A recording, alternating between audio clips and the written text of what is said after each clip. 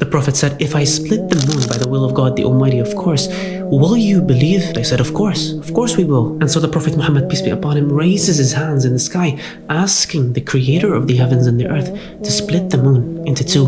And miraculously, soon enough, it split in half.